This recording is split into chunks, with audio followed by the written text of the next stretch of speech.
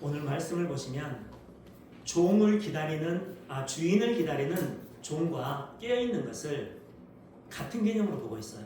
그래서 36절에 보시면 주인을 기다리는 종에 대한 이야기가 나오고 37절에 보시면 이어서 주인이 와서 깨어있는 것을 보면 이라고 기록되어 있습니다.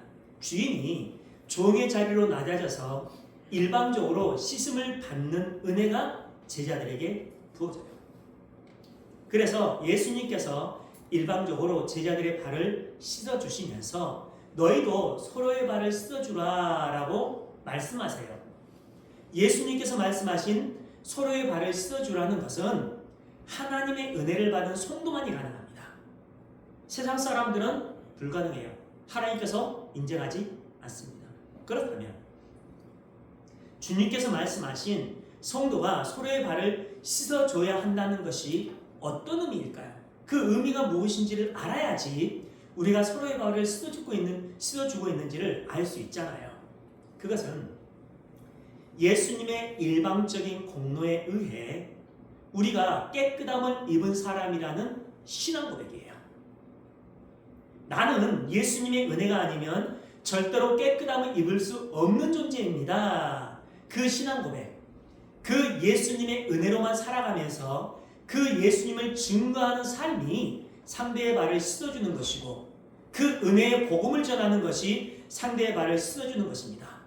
더러움은 뭐예요? 죄의 상징이죠. 죄의 증상이에요. 그래서 죄의 증상으로 나타나는 게 질병과 같은 더러움입니다. 그 더러움을 씌워줄 수 있는 것은 예수님의 은혜와 공로밖에 없어요. 그 예수님의 덮어주심의 은혜, 그 예수님의 씻어주심의 은혜, 그거밖에 없습니다. 그 이야기를 하고 있는 거예요. 그렇게 전해진 말씀이 육신이 되어 오신 예수님에 의해 그 예수님 안에서 연합된 상태가 거룩, 성결, 깨끗하게 된 상태예요. 그렇게 나라는 존재의 힘과 능력과 소유로는 구원에 이르지 못한다는 인지와 고백이 되는 성도 안에서 예수님이 드러나게 됩니다.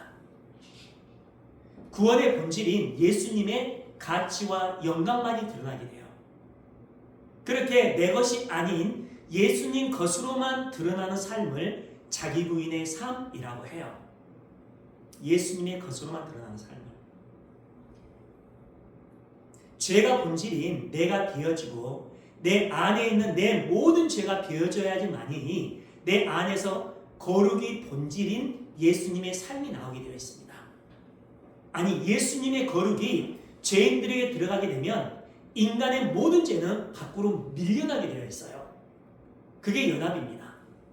난 이런 사람인데 예수님께서 이런 나를 구원해 주셨습니다. 그 신앙 고백의 삶이 우리로 인해 예수님을 증거하는 삶, 서로의 발을 씻어주는 삶으로 드러나게 되어 있어요. 세상 사람들은 예수님만을 의지하는 성도의 삶을 보고 비웃으며 무시할 거예요. 저 바보 같은 자식들. 그런데 성경은 그들이 상대의 발을 씻어주는 자, 깨어있는 자, 주님을 영접한 자라고 기록하고 있어요. 그런 성도의 삶이 문 앞에서 주인을 기다렸던 종의 삶입니다. 요한복음 13장 20절, 내가 진실로 너에게 이르노니 내가 보낸 자를 영접하는 자는 나를 영접하는 것이요 나를 영접하는 자는 나를 보내신 이를 영접하는 것이라. 연합이죠. 이것은 세상적인 세계관과 가치관으로는 도저히 불가능한 일입니다. 세상적인 것들로는 스스로 종이 되어 발을 씻어주는 자들을 무시하고 비웃어요. 그런데 그렇게 자기를 무시하는 세상 사람들을 스스로 종이 되어 섬기는 자들이 성도입니다. 그 섬김은 물리적인 힘으로 섬기는 것이 아니라 구원의 복음을 전하는 것을 말하는 거죠. 성도는 세상적인 눈과 귀로 살아가는 자들이 아니라 하늘의 눈과 하늘의 귀로 살아가는 자들이에요. 그런 성도는 오직 주님의 은혜만이 내 삶의 근거입니다 하는 고백으로 살아갑니다. 그런 성도에게서만 나올 수 있는 고백이 바울처럼 주님, 나는 죄인 중에 괴수입니다 라는 신앙 고백이에요. 성도는 그렇게 자기 자신이 세상에서 가장 낮은 자요 죄인이라는 고백을 하게 돼요. 그런 고백을 하는 성도가 소망을 두는 곳이 어디일까요? 그들이 살아가는 삶의 방향이 어디일까요? 우리를 신부로 맞아주시고 무릎을 꿇고 우리의 발을 씻어주시는 신랑만을 바라보면서 그 신랑만을 기다리는 삶을 살게 될 거예요. 그들이 성도입니다. 우리가 예배를 통해 그 자리로 조금씩 내려가게 됩니다. 하나님의 언약, 말씀, 성령의 내주하심이 우리를 그곳으로 이끌어가요. 그것을 깨어있는 자의 삶이라고 해요. 그들이 어린 양의 신부입니다. 그것이 문 앞에서 주인을 기다리고 있는 종의 삶이에요. 진정한 예배자의 삶입니다. 오늘 비유의 내용은 주인이 떠나면서 종들에게 무엇인가를 시켜요. 그렇게 시켰고 돌아올 때까지 그 일을 하고 있으라는 내용입니다. 그러니까 예수님께서 하늘로 떠나가시면서 제자들에게 무엇을 하고 있으라고 했는지에서부터 접근해 보면 오늘 본문의 내용이 어떤 내용인지를 우리는 이해할 수 있게 되죠. 그렇다면 예수님께서 부활하신 후에 하늘로 올라가시면서 똑같은 그림이 나오죠. 하늘로 올라가시면서 제자들에게 무엇을 하라고 말씀하셨는지를 한번 보겠습니다. 사도행전 1장 6에서 11절. 그들이 모였을 때 예수께서 여쭈어 이르되 주께서 이스라엘 나라를 회복하심이 이때니까 하니 이르시되 때와 시기는 아버지께서 자기의 권한에 두셨으니 너희가 알 바 아니요 오직 성령이 너희에게 임하시면 너희가 권능을 받고 그 권능의 본질이 무엇인지가 뒤에 나옵니다. 예루살렘과 온 유다와 사마리아와 땅끝까지 이르러 내 증인이 되리라 하시니라. 예수의 증인이 되는 게 권능을 받는 거예요. 9절. 이 말씀을 마치시고 그들이 보는 데 올려져 하시니 구름이 그를 가려 보이지 않게 하더라. 올라가실 때 제자들이 자세히 하늘을 쳐다보고 있는데 흰옷 입은 두 사람이 그들 곁에 서서 이르되 갈릴리 사람들아 어찌하여 서서 하늘을 쳐다보느냐 너희 가운데 하늘로 올려주신 이 예수는 하늘로 가심을 본 그대로 오시리라 하였느니라. 종들이 주인에게 주인이 언제 오십니까 하고 묻자 주인이 내가 언제 올지는 하나님만 아신다 라고 말씀하시고 종들에게 무엇인가를 명령하시고 멀리 떠나십니다. 그리고 올라가신 그대로 다시 오시겠다라고 말씀을 하세요. 오늘 본문의 비유에서는 깨어있으라 내가 돌아오거든 바로 문을 열어줄 준비를 하고 있으라 라고 비유적으로 표현되어 있지만 사도행전 1장에서는 그 내용이 구체적으로 기록되어 있는데 그것은 땅끝까지 이르러 내 증인이 되는 것입니다. 그것이 깨어있는 것이고 주인을 기다리는 삶이라는 결론이에요. 이 말씀을 오늘 본문과 비교해 보시면 깨어있으라 내가 돌아오면 곧 문을 열어줄 수 있는 그 자리에 있으라 하는 말과 땅끝까지 이르러 내 증인이 되라 하는 말은 같은 맥락의 명령임을 알 수 있습니다. 그리고 그것은 요한복음의 표현으로 바꾸면 내가 너에게 본을 보여준 대로 너희도 서로의 발을 씻어주라 라는 말씀이에요. 잘 정리해 보세요. 너희가 그렇게 발을 씻어주는 삶을 보고 누군가가 너를 영접한다고 하는데 그것이 증인의 삶이에요. 그런데 방금 읽은 사도행전 1장에 의하면 주인이 명령하고 가신 그 일이 종들의 힘과 능력으로는 이룰 수 없다는 사실을 알 수 있어요. 사도행전에서는. 그리고 전제가 붙어 있는데 그것이 오직 성령이 임하시면입니다. 성령이 임하시면. 그러니까 우리의 힘과 능력으로 할 수 있는 일이 아니라 오직 성령이 임하시면 가능하다는 거예요. 그때까지 기다리라고 해요. 결국 제자들의 명령 수행은 성령의 힘으로 되어진다는 결론입니다. 그러니까 성령 하나님께서 반드시 임해야지만이 깨어있는 자의 삶을 살 수 있다는 거예요. 성령께서 반드시 임해야지만이 주인이 왔을 때 문을 열어주는 삶을 살 수 있다는 것이고 서로의 발을 씻어주는 삶을 살 수 있다는 것이고 예수님을 영접하는 삶을 살 수 있다는 결론입니다. 그 모든 것의 핵심은 성령 하나님께서 반드시 임해야지만이 가능합니다. 결국 깨어있음의 삶은 우리의 행위로 되는 것이 아니라 오직 성령의 역사로 이루어집니다.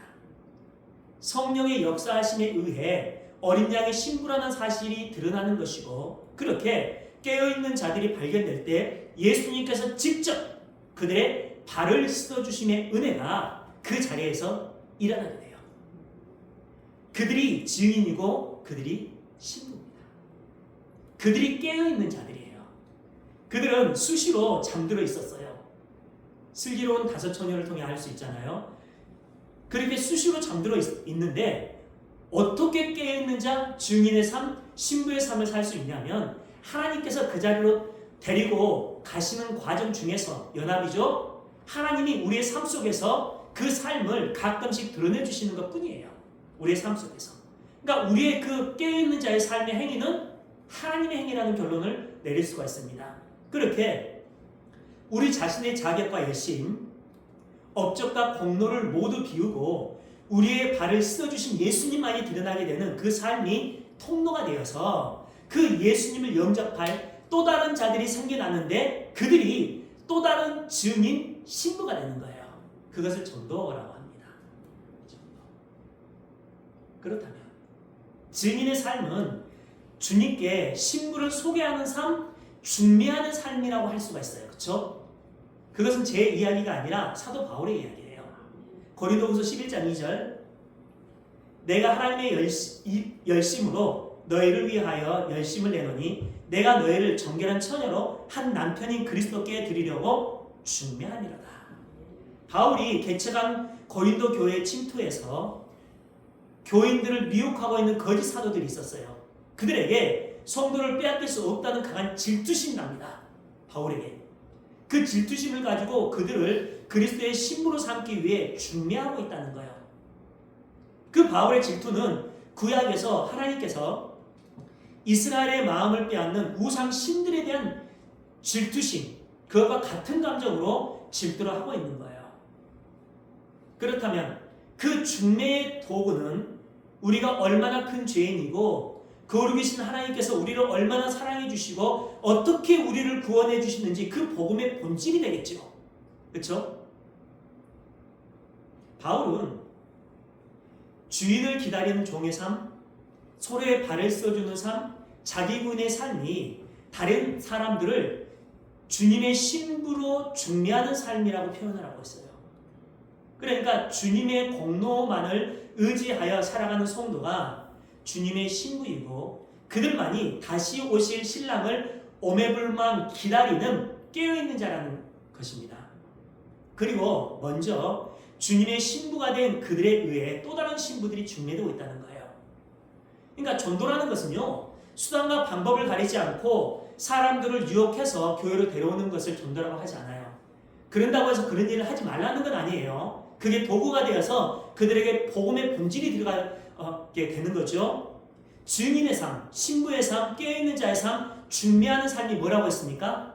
예수님께서 발을 씻어주시는 것을 보고 자기도 발을 씻어주는 삶을 살면서 신부를 신랑이신 예수님께 중매하는 것인데 그것은 나는 신랑이신 예수님에 의해서만 존재하고 행복해질 수 있고 완료될 수 있는 자입니다 라는 신앙 고백, 그걸 자기 부인의 상태라고 하잖아요. 그것을 증인의 삶이라고 했어요.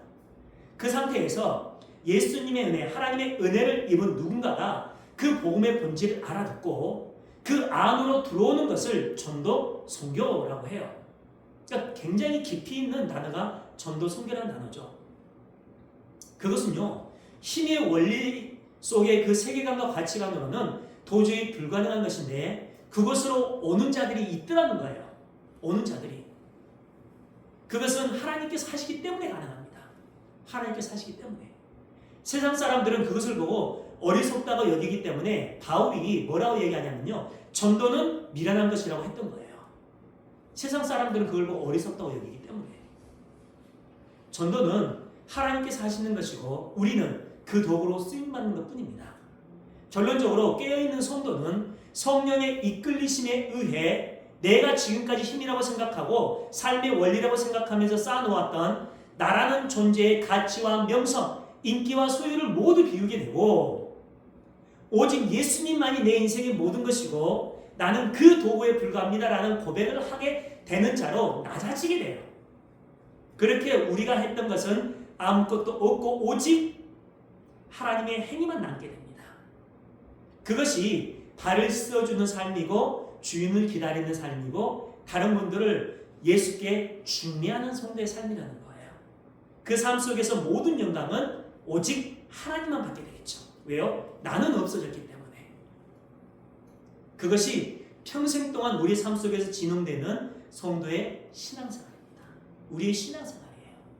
다시 말씀드리면 본질이 죄인 성도는 자기 자신을 개발하고 발전시키고 성숙시키고 업그레이드해서 거룩의 본질인 하나님을 기쁘게 해드릴 수 있는 자가 아니라 저는 죄인 중에 괴수입니다. 저는 떠나소서라는 통안의 고백을 하는 자가 맞아지게 되어 있어요.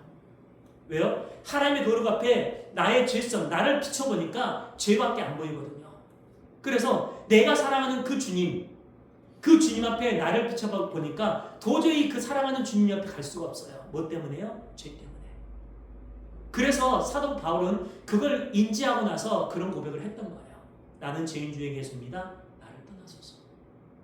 주님은요, 그런 고백을 하는 자들을 사랑으로 품어주시고요. 오히려 하나님, 나 잘했죠? 하는 자들을 떠납니다. 그들이 있었죠, 성경에. 서기관들, 바리새인들이었죠. 중요한 것은 그런 삶은 우리에게서 나오는 것이 아니라 오직 성령의 역사, 사역에 의해서만 나온다는 거예요. 다시 말씀드려서 우리의 능력과 실력으로는 절대로 할 수 없는 일이 우리 안에 연합되어 계시는 예수님의 일하심에 의해 이루어진다는 결론입니다. 그래서 깨어있는 자, 주인을 기다린 자, 기름을 준비한 자, 예수님께 중매한 자, 땅 끝까지 이르러 주님의 증인이 되는 자들의 발을 예수님께서 직접 씻어주시는 거예요. 그렇게 주님께서 발을 씻어주신 자들, 주님과의 올바른 관계 안에서 계속해서 은혜를 받고 있는 자들에게서 하나님의 열심이 나오게 되어 있습니다. 그 하나님의 열심은 성도에게서 성숙한 모습, 성숙한 신앙생활로 보여지게 돼요. 그게 성숙입니다. 그것은 그 사람 안에 있는 예수님이 드러나게 되는 거예요. 그것을 연합이라고 합니다. 그렇게 성도는 예수님의 용서와 사랑 안에서 자신의 존재 가치를 찾아야 하는 존재이지 나라는 존재를 삶의 중심에 두고 용서와 사랑을 사유화하는 형태로 살아서는 안 돼요. 보세요. 나 중심으로 해서 내가 주체가 되어 살아가는 내 역사가 죽을 때까지 내 인생을 형성하는 것을 삶이라고 합니다. 우리의 삶. 그 내 역사를 중심으로 해서 하나님의 심판이 떨어지면요. 모두 사망이에요. 왜냐하면 만 개의 착한 일을 하다가도 한 개를 어기면 모두 어기게 된 것이 율법입니다. 야고보서에 나오잖아요. 그런데 하나라도 어기지 않고 완벽하게 하나님의 요구를 충족시킬 수 있는 사람은 이 세상에 한 명도 없으니까 내 역사를 중심으로 해서 하나님의 심판이 떨어지면 모두 사망입니다. 예수님의 은혜가 임하지 않는 자는 그 행한 일로 갚음을 받는다는 것이 요한계시록입니다. 하나님의 심판은 하나님의 은혜가 임하지 않는 하나님과 관계되어 있지 않는 것으로 결론이 나요. 그런데 성도인 우리는 나와 내 역사를 예수님의 역사, 예수님의 삶이 덮어버리잖아요. 내 죄성은 그대로 있는데 그 위에 하나님의 거룩이 덮어버리는 것을 구원이라고 합니다.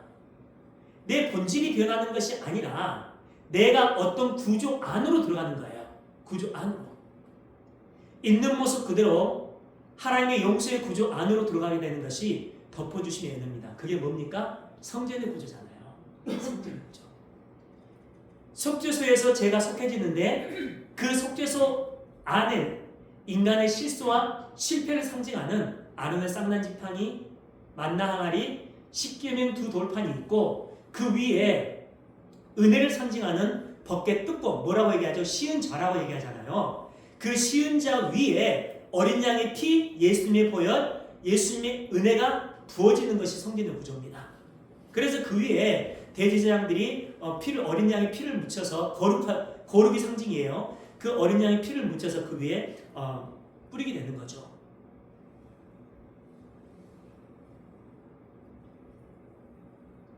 그것은 하나님께서 인간의 죄를 보지 않으시고 점도 없고 흠도 없는 재물 그 위에 뿌려지는 예수님의 피만 보겠다는 거예요. 그것은 아래에 있는 인간들의 행위를 보지 않겠다는 의미입니다. 내 사랑하는 자들.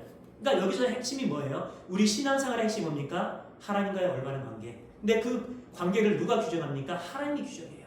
그래서 하나님이 창세전부터 우리에게 어떻게 관계를 규정해줬죠? 예정으로 규정해줬잖아요. 내가 너를 지매와 불러낸 넌 내 것이라는 하나님의 소유래요.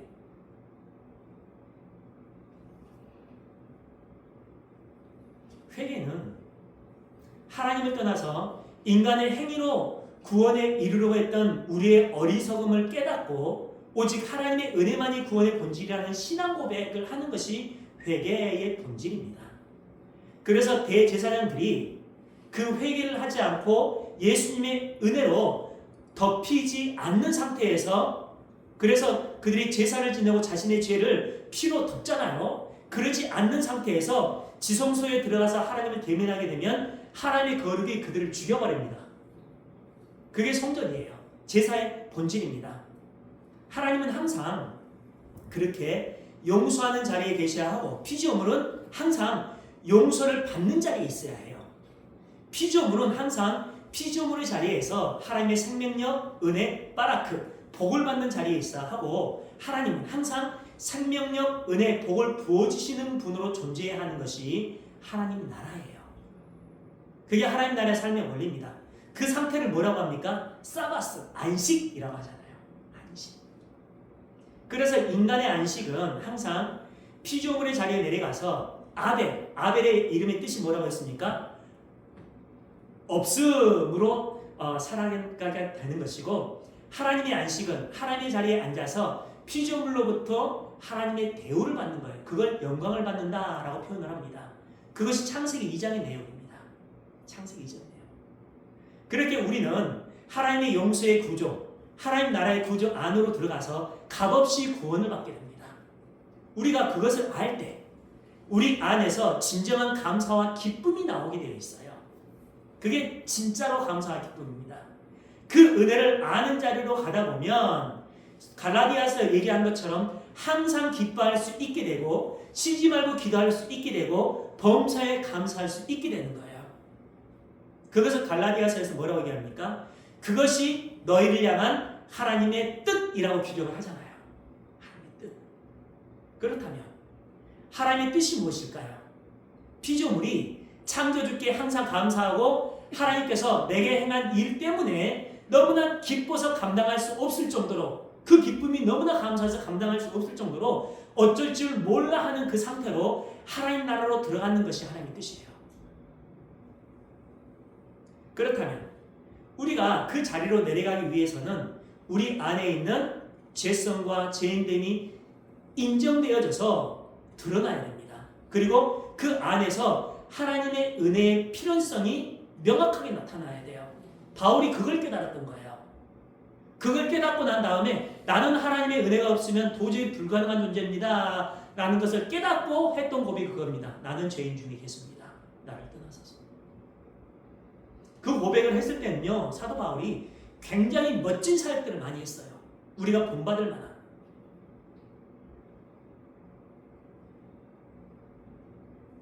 근데 그런 죄성을 감추면서 나는 너보다 괜찮은 존재라는 것을 드러내고 싶어하는 자들이 있는데요, 그들은 하나님의 은혜와 긍휼이 필요 없는 시대를 살아가고 있습니다. 아닙니다, 여러분. 바울의 고백처럼 내가 죄인 중에 계수입니다 라는 고백을 하는 자로 우리를 이끌어가요. 하나님의 은혜가. 하나님은 그 찬양을 받기 위해 우리를 창조하신 것이지, 인간의 힘과 능력으로 깨끗하고 순결하고 하나님을 기쁘게 할 만한 행위를 만들어내려고 우리를 창조하신 것이 아니에요. 그런다고 해서 그런 행위를 하지 말라는 건 아니에요. 우선순위를 말씀드리는 겁니다. 하나님의 은혜와 긍휼이 우리를 어떻게 이끌어 나가시는지, 그 은혜와 긍휼의 깊이와 넓이와 높이를 알고 그 은혜가 우리에게 부어주시는 기쁨과 감사 안에서 그런 행위를 하라는 거예요. 근데 인본주의자들은요, 성경을 어떻게 곡해해서 바라보냐면, 인간은 그 정도로 능력이 있고 가치 있는 존재이기 때문에 인간의 열심과 노력으로 하나님을 얼마든지 기쁘시게 해드릴 수 있다고 여겨요. 그러니까 그것을 하자고요. 여러분 그런 설교 많이 들어봤을 거예요. 여러분 하나님을 기쁘시게 하기 위해서 여러분 봉사와 헌신 열심히 하십시오. 그런 성에 찬 헌금 열심히 하십시오. 그런 얘기 많이 들었을 거예요. 심지어는요, 하나님의 계획과 일하심이 아무리 완벽하다고 하더라도 인간인 내가 움직이지 않으면 하나님의 계획을 이루지 않는다고, 이루지 못한다고까지 여기는 자들이 있어요. 그런 하나님이라면 전지전능하신 분 아니죠. 그래서 당신을 향한 하나님의 계획하심이 광대하고 멋진 계획들이 있는데 여러분들이 성에 찬 봉사와 헌신과 헌금을 하지 않으면 하나님의 그 계획이 이루어지지 않잖아요. 이런 설교 많이 들어봤을 거예요. 가짜입니다. 어떻게 전지전능하신 하나님의 일하심이 인간의 행위에 따라서 결정이 되겠습니까? 아니에요. 에베소서 1장 11절 14절까지 보겠습니다. 모든 일을 그의 뜻의 결정대로 일하시는 이의 계획을 따라. 이 말은 어렵게 써서 그렇지요. 하나님은 당신의 일을 자기 마음대로 하신다는 뜻이에요. 하나님 뜻대로 하나님이 자기 마음대로 일하신다. 우리와 상의하지 않습니다. 인간의 행위에 따라서 하나님의 뜻을 바꾸시는 분도 아니에요. 하나님께서 뜻을 한번 세우시면 그대로 가는 거예요. 이의 계획을 따라 우리가 예정을 입어 그 안에서 기업이 되었으니 하나님께서 계획하신 성도는 하나님의 계획 안에서 하나님께서 원하시는 기업이 된다는 거예요. 하나님이 그렇게 이끌어 나간다는 겁니다. 12절 이는 우리가 그리스도 안에서 전부터 바라던 그 영광의 찬송이 되려 하심이라. 우리를 뭐가 되게 하려고요? 하나님의 영광을 찬양하는 찬송이 되게 하려고요. 우리가 착한 일을 많이 해서 잘했다고 하나님이 우리의 찬송이 되는 게 아니라 우리가 하나님을 찬양하는 찬송이 되게 하기 위한 목적이라는 거예요. 13절 그 안에서 너희도 진리의 말씀 곧 너희의 구원의 복음을 듣고 그 안에서 또한 믿어 약속의 성령으로 인치심을 받았으니 약속의 성령으로 이는 우리의 기업의 보증이 되사 그 얻으신 것을 속량하시고 그의 영광을 찬송하게 하리 하십니다. 여기서 중요한 것은요. 하나님의 예정 안에서 구원의 복음 안에서 우리가 하나님께서 원하시는 기업이 되었어요. 그 기업이 되었는데 그렇게 하신 이유, 하나님의 뜻이 하나님의 영광을 찬송하게 하려는 목적이라는 거예요. 그러니까 우리의 삶의 본질이 뭐예요? 하나님을 찬송하기 위한 목적. 그 찬송에 대한 본질이 뭡니까? 그리스도와의 올바른 관계. 관계가 되어 있는 자들에게만 하나님의 의도, 하나님의 복음, 하나님의 진리가 무엇인지가 깨달아집니다. 그것이 깨어있는 자의 삶이고 주인을 기다리는 종의 삶이고 그것이 땅끝까지 이르러 주님의 증인이 되는 자의 삶이에요. 그렇죠?